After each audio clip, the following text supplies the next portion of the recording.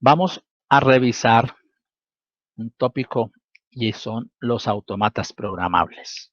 Estos autómatas programables que usamos para el trabajo con microarrays se llaman AMP1, ¿sí? Y estos de los que vamos a hablar en este momento son los AMP1E. Este AMP1E es un autómata que salió al mercado en el año 2017. Su predecesor, el AMP1D, salió al mercado en 2013. El AMP1C salió al mercado en el 2005. El AMP1B salió al mercado en el año de 1999. Y el AMP1A salió al mercado en el año de 1994. ¿Sí? Este era un dispositivo que trabajaba en lista de instrucciones y ladder, ¿sí? Los AMP1B trabajaban en lista de instrucciones más ladder, ¿sí? Los AMP1C trabajaban en diagrama en lenguaje funcional, ¿sí? Lo que se conoce como FUT, más SFC, más máquinas de SFC, más máquinas de estados. El AMP1D también trabaja FUP y máquinas de estados, y el AMP1E puede trabajar FUP más máquinas de estados cuando trabajamos con un entorno de desarrollo que se llama MGD+. Y puede trabajar con bloques funcionales, ¿sí? Máquinas de estado y texto estructurado, ¿sí? En el entorno de desarrollo MGD Mod.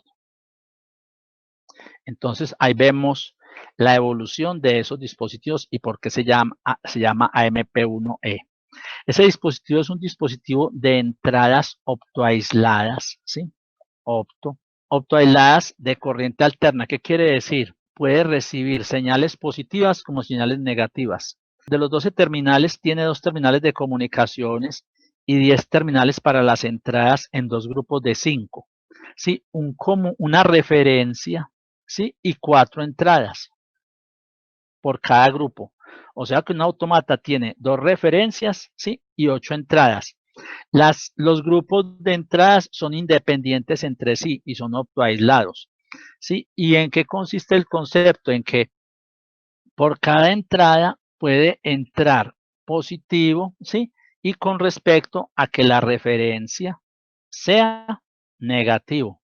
O las entradas pueden entrar negativo y la referencia en ese caso será positivo. Entonces, esto nos permite conectar un número muy grande de diferentes tipos de sensores. O sea, nosotros podemos tener en un autómata, le podemos conectar en las entradas, podemos conectar pulsadores, ¿sí? Podemos conectar también diferentes tipos de interruptores electromecánicos, sensores electromecánicos, sensores electrónicos.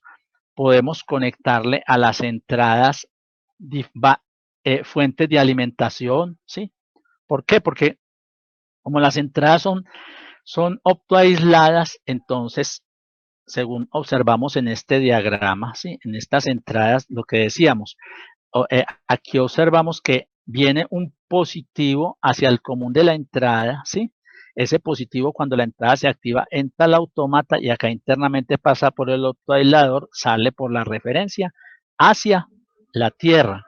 Entonces, nosotros siempre a través de diferentes dispositivos sensores que sean electromecánicos, electrónicos o una fuente independiente también variable, ¿sí? Bien sea de voltaje o bien sea de corriente, también podemos llevarle señales a las entradas del autómata. Entonces vemos un dispositivo con entradas muy versátiles. Ese es el caso del autómata programable. Ahora, las salidas nos permiten, ¿sí? Nos permiten también manejar de una forma muy versátil diferentes tipos de actuadores. Por ejemplo, aquí tenemos 12 terminales, de los cuales los 2 primeros son la alimentación, ¿sí? Entonces podemos alimentar el dispositivo con voltaje entre 10 y 30 voltios de corriente directa, ¿sí? Y tenemos dos grupos de salidas optoaislados que son respectivamente el grupo 0 a 3, donde tengo las salidas con un común. Entonces, cuando en este caso este autómata es de salidas positivas, ¿qué quiere decir eso? El voltaje que yo entre por el común, ¿sí? Cuando se active cada salida, ese voltaje será el que sale por las salidas, ¿sí? Entonces, si yo en un común tengo 12 voltios, cuando se activan las salidas salen 12 voltios o digamos 12 voltios menos 0.7 en ciertos casos. O si si por la otra, por decir algo, estoy alimentando con 5 voltios, entonces las salidas entregarán 5 voltios. El voltaje máximo que pueden manejar las diferentes salidas es un voltaje máximo de 30 voltios. Entonces vemos que son muy versátiles. Yo aquí, ¿qué puedo manejar? Puedo manejar por relevos electromecánicos, ¿sí? Entonces podemos a esas salidas conectar diferentes tipos de elementos, como son, vemos acá de nuevo, entonces yo puedo colocar a la salida del autómata relevos electromecánicos, puedo conectar la bobina de los relevos electromecánicos, puedo conectar válvulas de 12 o 24 voltios de corriente directa, ¿sí? Puedo conectar, dado el caso, motores de corriente directa de hasta 1 amperio, pero ya en otros casos puedo también conectar diferentes resistencias de calentamiento o puedo conectar lámparas directamente para ser conmutados de manera on-off o también por el método de PWM. Pero también puedo conectar diferentes dispositivos tipo driver, ¿sí? Puedo conectar drivers a través de los cuales puedo manejar motores de paso a paso, ¿sí? Puedo manejar a través de ellos servomotores, ¿sí?